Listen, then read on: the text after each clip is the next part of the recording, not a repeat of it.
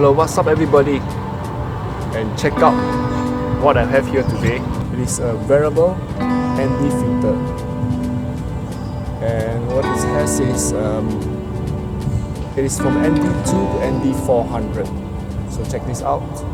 What this variable ND filter does is, it allows you to adjust it on the fly from 2 to 4 to 8 or to whichever higher ND filtration that you need. Without switching lenses. So basically what I'm using now is a variable ND filter that I have on the lens now, and I can switch to any, I can set any exposure that I want to.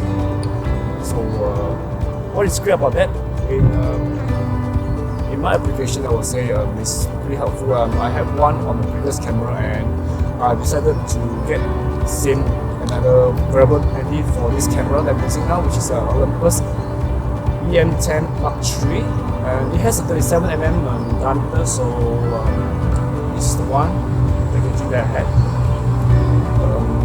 Not a very fantastic filter because it leaves a very greenish hue to the video, but you can do some post adjustment in the software, right? What I like about this is when I go outdoors to film something and then I get back to somewhere in the shade, it's kind of difficult to adjust the exposure, but not with the variable ND filter, so I can turn the ND to a higher value and still get the same kind of exposure, same brightness. And once I got indoor, I do not have to switch to any lenses. I do not have to replace the lens, or I do not have to remove any ND filter, and I can keep on shooting the remaining of the footage. Right.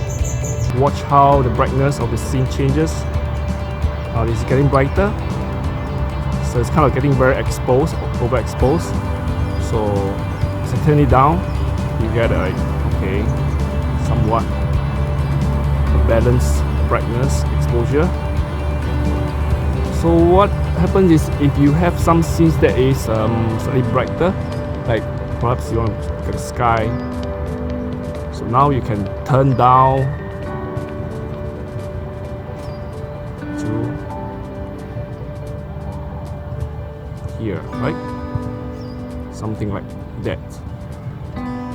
So as you turn down to the darker scenes, you can turn out the ND filters to let in more light.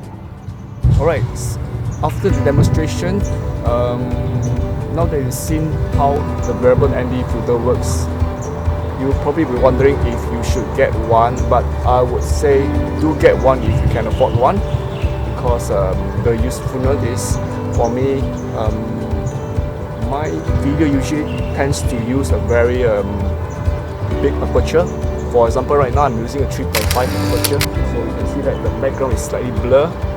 I tend to use this kind of style, so